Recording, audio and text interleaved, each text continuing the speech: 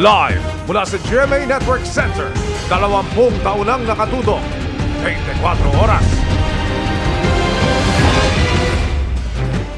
Magandang gabi po, Luzon, Visayas at Mindanao. Sinabuyan ng asido ang ilang pulis na sumalakay sa mga gumagawa ng pekeng titulo ng lupa sa Santa Cruz sa Maynila. 2 pulis ang nalapnos ang balat at kinailangang dalhin sa ospital. Arestado naman ang 2 suspect pero may 2 pang nakatakas. At nakatutok si Marisol Abduraman, exclusive. Ilabas niya yan! Ilabas niya yan! Ilabas niya yan! Sa gitna ng entrapment ng PNP Criminal Investigation and Detection Group sa Santa Cruz, Maynila. Lumalaban itong mga suspects at saka mga supporters nila. Pinagbabato sila ng mga botelya. Sinabuyan ng asido ang ilang operatiba. Asido! They received some medical treatment dahil nga doon natalsikan sila ng mga asido. At so far, safe naman po lahat sila. Ang inoperate ng CIDG ay mga gumagawa umano ng mga peking land title. Maraming complaints regarding na yung mga nabili nilang lupa ay fake pala yung land titles. Arestado ang 2 suspect na aminado habang nakatakas ang 2 iba pa. Sabi nila, tumatanggap lang sila ng mga pinagawang titulo ng lupa. Kasi po, walang trabaho po. Yun lang talaga po ang trabaho namin. Wala kasing may anak buhay. Halos kumpleto sa detalye ang peking titulong nakuha sa kanila. We are investigating deeper. Mayroon pa silang mga connection kung paano nila nakukuha yung mga number ng land titles. Para sa GMA Integrated News, Marisol Abduraman, nakatuto 24 oras. Nauwi sa engkwentro ang paghuli sa mga suspect na nagbebenta ng loose firearms sa Maguindanao del Sur. Pero ayon sa mga otoridad, mga miyembro ng Bangsamoro Islamic Armed Forces ang kanilang nasagupa. Tunghayan sa aking pagtutok.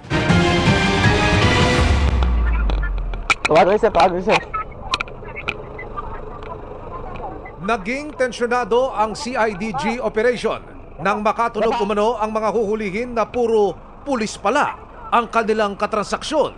Dapa ka! 2 ang agad na naaresto at pinusasan. Ayusin mo. Pero sa kabilang kanto ng kalsada, tumakbo ang iba pang mga kasamahan ng mga suspect na pawang mga armado rin umano. Pumosisyon ang iba pang pwersa ng mga pulis. Dumating din ang backup ng CIDG para magbigay ng dagdag seguridad. Pero bago pa man sila makababa, umalingaw-ngaw na ang mga putok ng baril.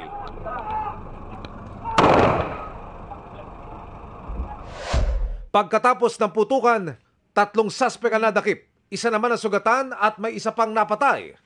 Lahat ayon sa CIDG, mga miyembro ng Bangsamoro Islamic Armed Forces. Yung na-neutralize dito ay si Saldi Usman, isang batalyong commander ng Inner Armed Base Command ng BIAP MILF. During the case build-up, hindi alam ng CIDG that we are transacting MILF members. Doon na lang natin nalaman na mga MILF members sila immediately after their arrest kasi nagpakilala na sila na they are members from Bangsamoro Islamic Armed Forces of MILF.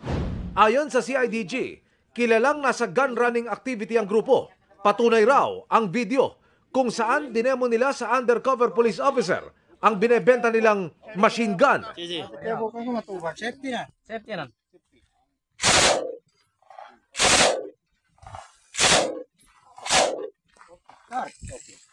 Itong tao na to ay nag-offer ng firearms and ammunition of different types and caliber. So, in-engage ni CIDG through a pusher buyer. At si pusher buyer ay nag-order ng K3 Daiwo machine gun at 2 M16 rifles.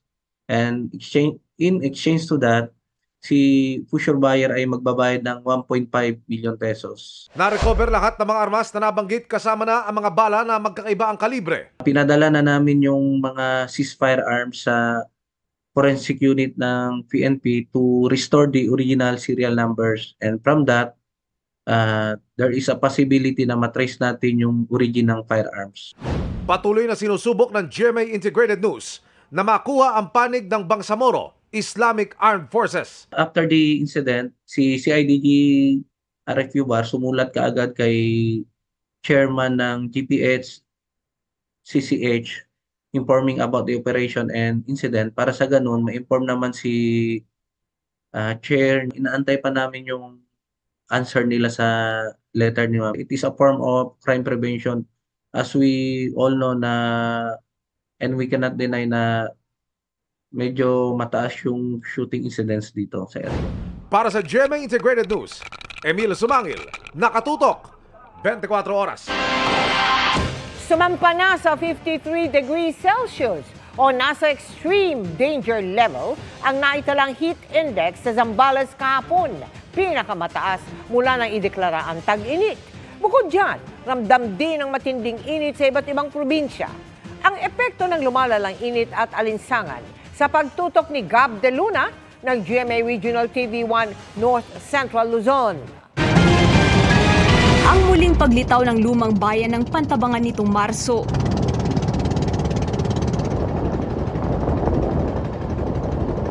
Lalo pang nasilayan sa tuloy-tuloy pang pagsadsad na tubig ng Pantabangan Dam ngayong Abril. Kumpara noong isang buwan, mas kita na ang ilang bahagi ng natibag na simbahan, pati munisipyo, sementeryo at bantayog ni Jose Rizal. Dekada 70 ng palikasin ng lahat mula sa lumang bayan para magbigay daan para sa dam. Ngayon, nagiging senyales naman ito ng tumitinding tag-init.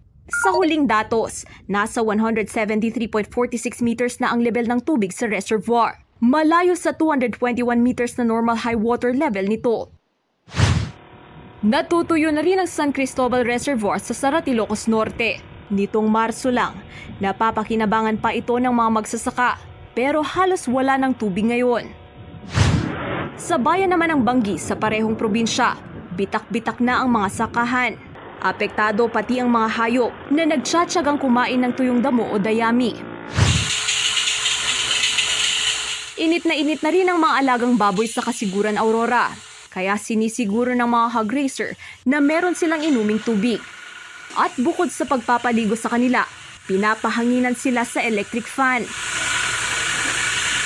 Kahapon, nakapagtala ng 45 degrees Celsius sa bayan ng Kasiguran. Sa Dagupan, Pangasinan, kalbaryo rin ang nakakapasong init para sa mga negosyanteng laging babad sa araw. Kahapon, umabot sa 47 degrees Celsius ang heat index sa kanilang lungsod. Mahirap kasi nasa mainit ka. Kailangan maghanap ng masisilungan. Para sa sarili mo rin yun na hindi ka magkasakit ganun. Para sa GMA Integrated News, Gab De Luna ng GMA Regional TV1 North Central Luzon, nakatutok 24 oras. Ilang barko ng China ang namataan sa West Philippine Sea kasabay ng sabayang paglayag at gunnery exercise ng Pilipinas, Amerika at Pransya. At nakatutok dyan live si Ian Cruz. Ian. Yes, Vicky, sa ikatlong araw nga ng balikatan exercise dito sa West Philippine Sea ay tatlong mga warship din ng China ang tila ba nakamasid at sumusunod sa mga barko na magkakaalyadong Navy dito sa West Philippine Sea.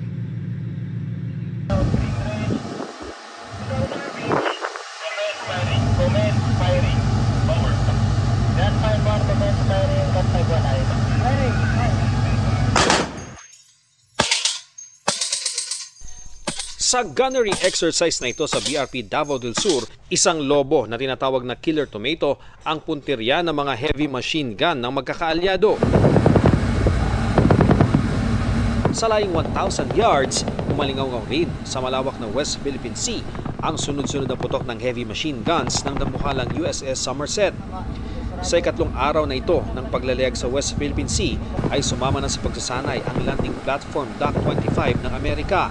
Nakapagpaputok din ng machine gun ang sumusunod sa amin na BRP Ramon Alcaraz. It is an opportunity for us to test yung ating mga skills ng ating mga personnel at the same time yung ating mga kagamitan and weapons dito sa ating barko. Talagang nakuha natin na matarget yung ating killer tomato kanina.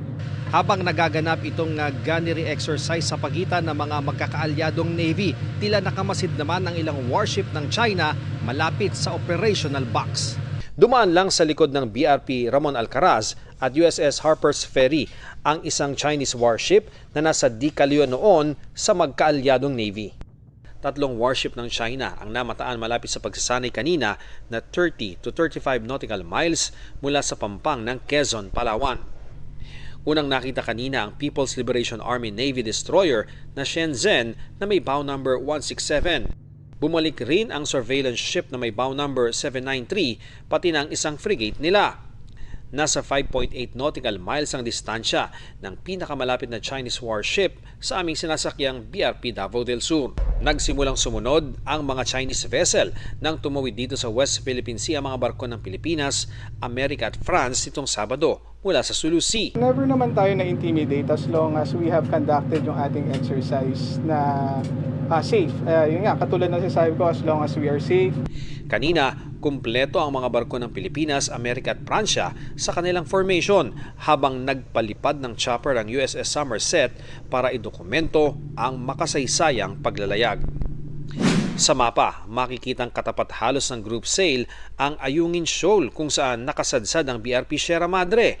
Kalapit naman ang Ayungin Shoal ang panganiban o Mischief Reef na kontrolado ng China kahit pasok sa ating 200 nautical miles na exclusive economic zone.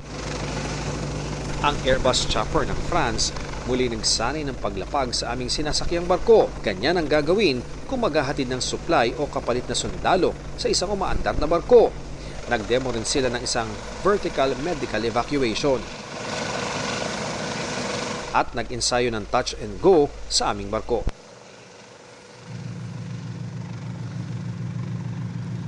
Yes, Vicky, kung kanina nga ay mga live bullets yung pinaputok ng mga sundalo doon sa kanilang pagsasanay, inaasahan naman yun at inaabangan naman at inaasahan yung pagpapaputok ng makabagong rocket launcher sa mga susunod na araw sa pagpapatuloy nitong balikatan exercise. Yan muna ang latest mula rito sa West Philippine Sea. Balik sa iyo, Vicky. Maraming salamat sa iyo, Ian Cruz. Naharang sa Quiapo sa Maynila ang daang-daang CD at VCD na naglalaman ng masaselang video. Yung iba, mga menor de edad pa umano ang tampok. Nagbabalik si Marisol Abduraman. Exclusive. Daang-daang CD at DVD na may masiselang video ang nakumpiska ng CIDG kasama ang optical media board sa Quiapo, Maynila. Itong proliferation ng mga materials na ito ay nagkaka-contribute sa dami ng mga kaso natin ng mga rape dito sa ating bansa. And that is the reason why yung rape ay one of the 8 focus crimes of the PNP. Sa impormasyon na nakuha ng CIDG Manila, dadalhin daw pala sa probinsya itong kanilang mga nakumpiskang mga CD at DVD. Sir, saan in particular po sa mga probinsya? Yes, based sa interview natin sa mga lugar na hindi pa naabot ng technology.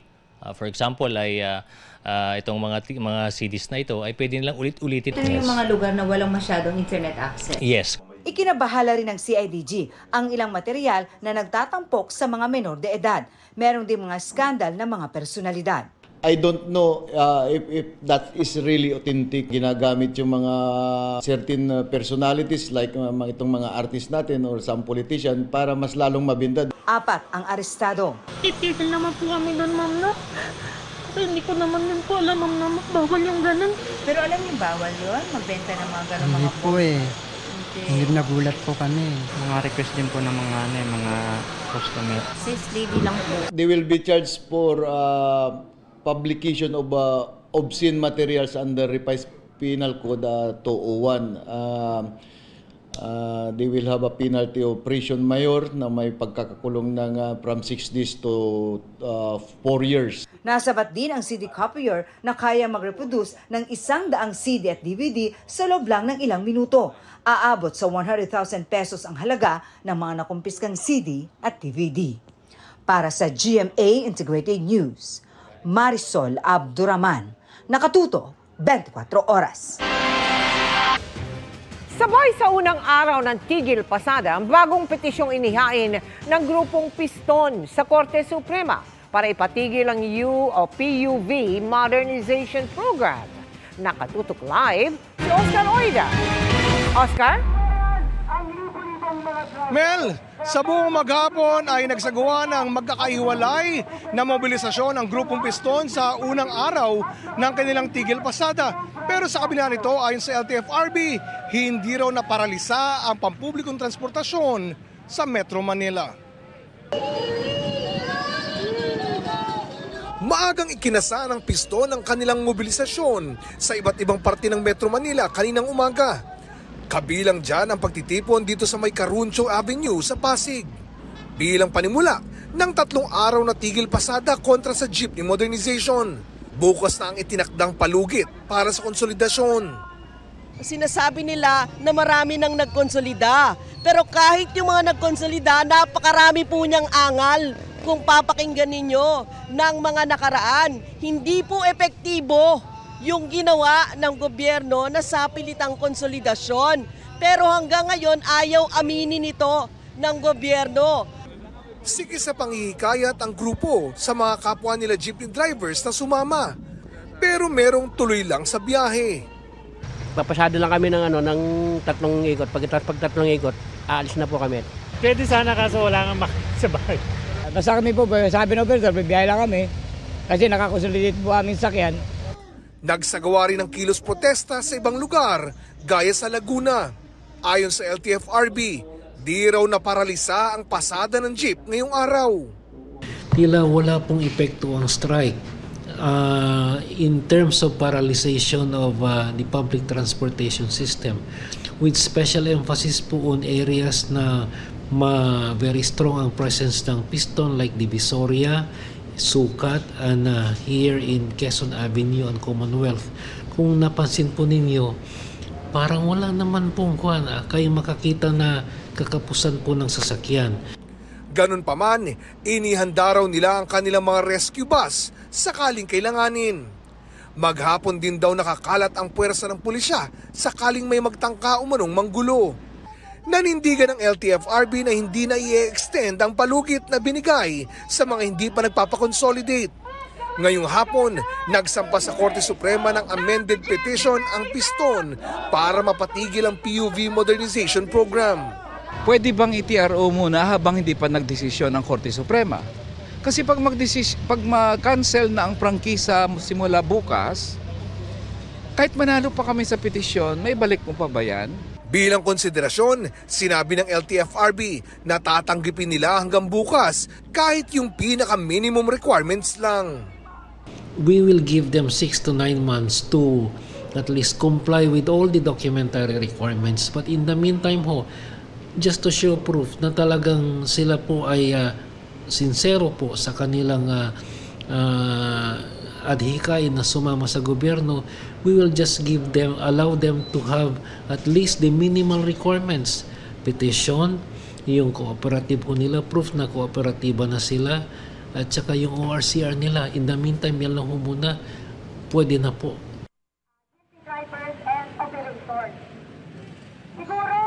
Samantala, Mel, sa pagpapatuloy ng kanilang mobilisasyon, naririto ngayon sa may liwasang Bonifacio ang grupong Piston, kasama pa ang ibang mga grupong sumusuporta sa kanila para ipagsigawan ang kanilang patuloy na pagtutol sa jeepney modernization. Mel? Maraming salamat sa iyo, Oscar Oida. Happy Monday, chikahan mga kapuso! Full of vitamin C. Si Glyza De Castro sa kanyang recent beach adventures. At may pampapresko rin daw siyang hatid para naman sa mga team bahay this May. Ichichika sa atin yan ni Lars Santiago. Sizzling hot si Sangre Pirena, Glyza De Castro na certified beach babe sa kanyang recent IG post. From Baler, Aurora, kung nasaan ang kanyang property. Enjoy rin sa pagsusurf sa Siargao si Glyza. Side adventure daw niya ito habang ginagampanan ang Matron of Honor duties sa wedding ng kanyang kaibigan. Pero bukod sa vitamin C, para sa mga team bahay, pampapresko raw na hatid ni Glyza ang pagbabalik ng Running Man Philippines Season 2 this May. Tiyak daw maaaliw at mae-excite ang mga kapuso sa mapapanood nila sa reality show na ginawa nila sa kasagsagan ng winter sa Korea, kung kailan nanunuot sa buto ang lamig. Napaka-init sa atin, parang masaya na may makikita silang lugar na malamig. Marami pa po kaming mga bagong missions na ginawa. Ibang-iba to dun sa summer season kasi this time mas malamig, mas challenging yung mga missions. Pagkatapos ng taping, naiwan pa si Glyza sa Korea dahil dumating ang asawa niyang si David Rainey, kaya nag-bonding muna sila. Since nakapanood naman na rin siya ng season ng Running Man Season 1, gusto kong makita niya rin yung mga pinuntahan namin, kung ano yung Korea, kung ano yung South Korea, and very sanay siya sa malamig na lugar. So, walang problema sa kanya yung winter. Ngayon, taping ng Encantadia Chronicles Sangre naman ang hinaharap ni Glyza. Isinuot na raw niya ang bago niyang warrior costume at hindi raw niya maiwasang kiligin sa excitement. Nakakailang taping days na rin po ako habang ginagawa namin yung mga eksena namin. Tsaka ako binabalikan si Perena. And ang maganda naman sa Sangre, hindi mahirap balikan.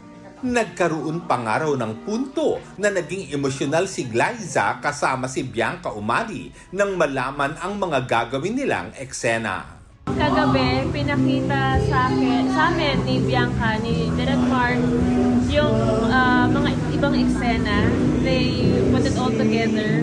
Naiyak kami kasi parang this time, parang masaya kami na continue yung legacy ng Encantadia. Lars Santiago, updated sa showbiz happenings.